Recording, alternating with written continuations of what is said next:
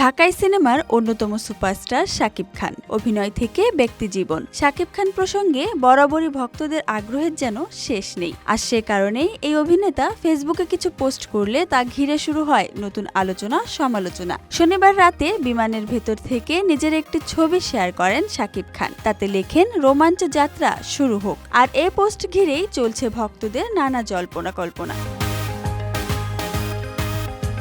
Social মিডিয়ার পোস্টকৃত ছবিতে দেখা যায় সাদা টি-শার্ট, চোখে সানগ্লাস ও মাথায় লুলুলেমন ব্র্যান্ডের ক্যাপ পরে বিমানের জানালার পাশে বসে আছেন শাকিব খান। এবারে শাকিব খানের ভ্রমণ সঙ্গী হিসেবে প্রিয়তমা ও রাজকুমার সিনেমার নির্মাতা হিমেল আশরাফকেও দেখা গেছে।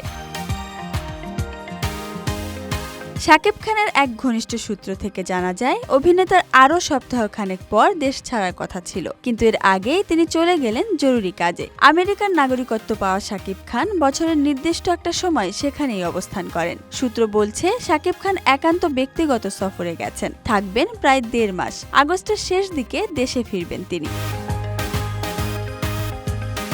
শাকিব খান কেন মার্কিন মুলুকে গেছেন এ নিয়ে এখনও প্রশ্ন রয়েছে। এর আগে হলিউডে কাজ করবেন শাকিব খান এমন একটি খবর শোনা গিয়েছিল। বাংলাদেশি বংশোদ্ভূত মার্কিন নির্মাতা আশিক আকবর বাংলাদেশের একটি গণমাধ্যমে জানিয়েছিলেন, শাকিব খানকে নিয়ে তিনি একটি হলিউড ছবি নির্মাণ করতে চান। সে সময় স্ক্রিপ্ট রাইটিং এর কাজ চলছিল। শাকিব খান যুক্তরাষ্ট্রে এলেই চূড়ান্ত হওয়ার কথা ছিল সবকিছু। ফলে শাকিব খানের যুক্তরাষ্ট্রে যাওয়া ও সেই সিনেমার কাজে অংশ নেওয়া দুয়ে 4 মেলাচ্ছেন ভক্তরা।